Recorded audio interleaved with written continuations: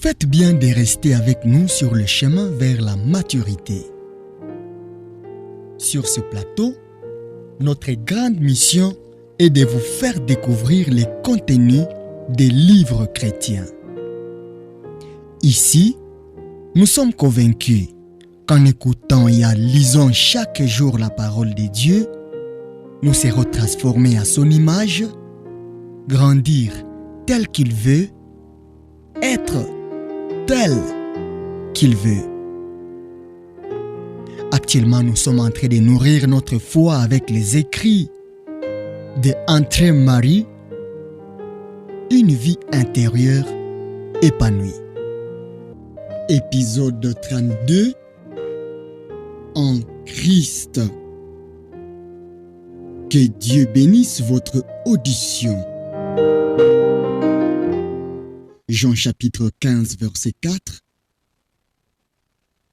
Demeurez en moi et je demeurerai en vous.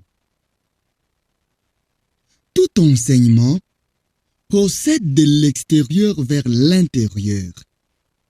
Lorsque des connaissances ont été recueillies dans le monde réel, en parole ou en acte, dans la nature ou l'histoire, l'intelligence les interprète et recherche la signification profonde cachée en elles.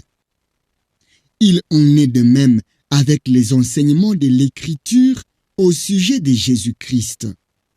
Il se présente à nous comme un homme parmi nous, face à nous, au-dessus de nous, ayant accompli une œuvre pour nous ici sur la terre et continuant cette œuvre pour nous toujours encore dans le ciel.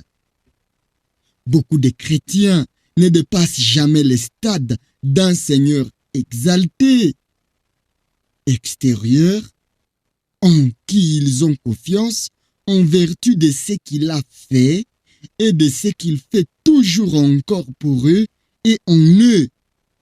Ils ne connaissent et ne se réjouissent que très partiellement la puissance du véritable mystère de Christ en nous. De cette présence intérieure de celui qui demeure en nous. Les 3 premiers évangiles sont plutôt dans cette optique extérieure. L'évangile de Jean est plus tourné vers la vie intérieure. L'aspect extérieur se présente à nous à travers la doctrine scripturaire de la justification. L'aspect intérieur est l'enseignement concernant l'union du croyant avec Christ. Cette union continuelle et constante est plus particulièrement enseignée dans l'évangile de Jean et dans les épîtres aux Éphésiens et aux Colossiens. Aux chrétiens à qui le livre Une vie intérieure épanouie est destiné, ces livres que vous écoutez et qui doivent se préparer à apporter Christ à leurs semblables, je veux dire sérieusement, assurez-vous de ce que demeurer en Christ et Christ en vous ne soit pas simplement une vérité que vous gardez à la bonne place dans votre système de doctrine évangélique, mais que, comme une question de vie et d'expérience, elle anime toute votre foi en Christ et toutes vos relations avec Dieu. Être dans une pièce signifie avoir à sa disposition tout ce qui s'y trouve. Ses meubles, ses commodités, sa lumière, son air, son abri. Être en Christ, demeurer en Christ, savoir ce que cela signifie, n'est pas une question de foi intellectuelle ou un simple concept, mais une réalité spirituelle vivante. Pensez à qui est le Christ. Considérez-le dans le 5 états ou étapes qui marquent et révèlent sa nature et son œuvre. 1.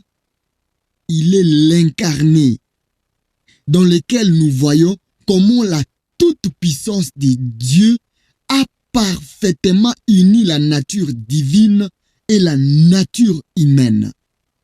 En vivant en lui, nous sommes participants à la nature divine et à la vie éternelle. 2.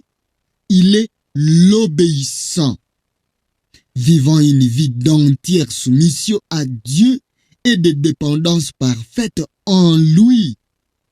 En vivant en lui, notre vie devient une soumission complète à la volonté de Dieu et une attente continuelle de ses conseils. 3.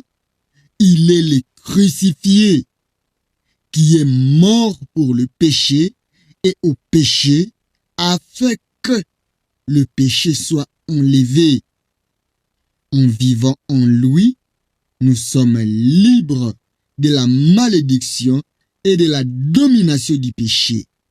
Et nous vivons comme lui, mort au monde et à notre propre volonté. 4. Il est le ressuscité, qui vit pour toujours.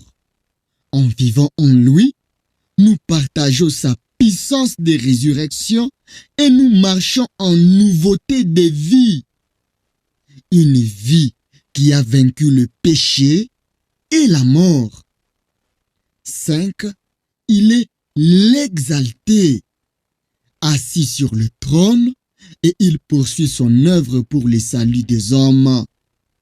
En vivant en lui, son amour nous possède et nous nous donnons nous-mêmes à lui pour qu'il nous utilise pour ramener le monde à Dieu.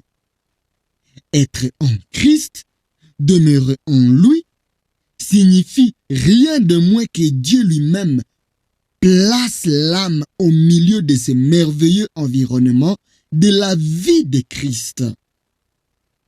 Cette vie est à la fois humaine et divine, tout à fait soumise à Dieu, dans l'obéissance et le sacrifice, entièrement rempli de Dieu, caractérisé par la résurrection et la gloire. La nature et le caractère de Jésus-Christ, ses dispositions et ses sentiments, sa puissance et sa gloire. Tels sont les éléments au sein desquels nous vivons, l'air que nous respirons, la vie dans laquelle notre vie existe et se développe. Les pleines manifestations de Dieu et de son amour qui sauve ne peuvent venir que s'il demeure en nous. Il n'y a pas d'autre possibilité. En vertu de la divinité de Christ et de sa puissance, il peut, dans la mesure où nous demeurons en lui, habiter en nous.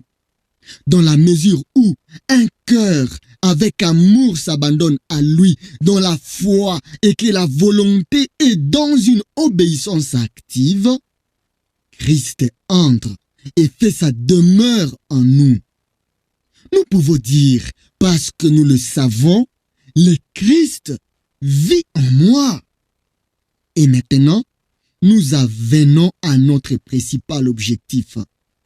Si cette vie, le Christ en nous et nous en lui, doit devenir notre vraie vie au quotidien, son esprit doit être renouvelé et renforcé dans la relation personnelle avec Dieu, établie au début de la journée lors de notre culte du matin. Notre accès à Dieu, notre sacrifice pour Dieu, notre attente de Dieu doivent nous être en Christ, dans la communion vivante avec lui. Si vous sentez nécessaire et souhaitez être plus près de Dieu, réalisez plus intensément sa présence, sa puissance, son amour, sa volonté ou son œuvre. En un mot, pour avoir plus de Dieu, venez à Dieu en Christ. Souvenez-vous comment en tant qu'homme, Christ venu sur terre s'est approché du Père en profonde humilité et dépendance, en soumission complète et entière obéissance. Venez avec son esprit et ses dispositions en union avec lui. Adoptez la même place aux yeux de Dieu que celle que le Christ a acquise au ciel. Une rédemption accomplie, une victoire parfaite, une pleine entrée dans la gloire divine. Adoptez la même place aux yeux de Dieu que celle que le Christ a acquise en tant qu'homme venu sur terre. Sur le chemin de la victoire et de la gloire, faites-le dans la foi en la puissance qui demeure en vous ici sur terre et vous rend capable de le faire.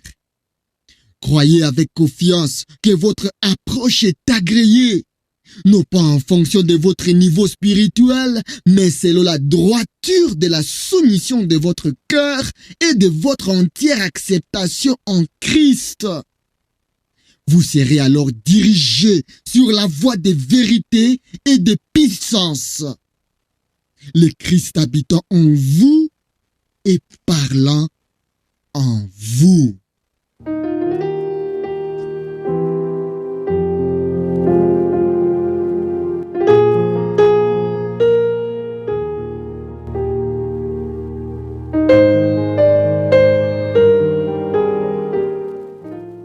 Merci d'avoir suivi cette capsule.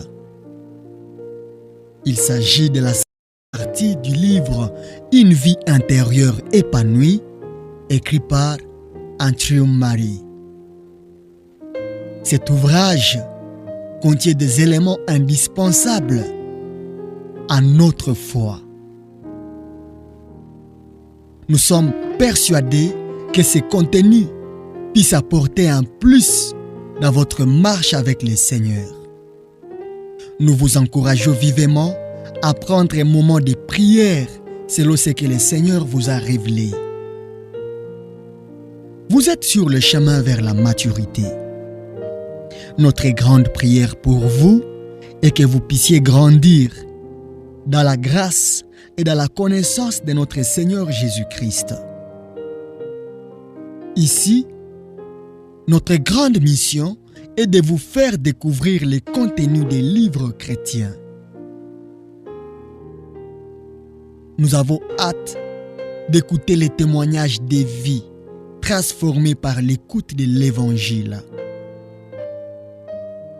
Merci de nous soutenir selon la conviction du Saint-Esprit et de répandre ces messages autour de vous afin qu'ils puissent aider les autres comme il vous a aussi aidé. Grâce et shalom au Fils de Dieu.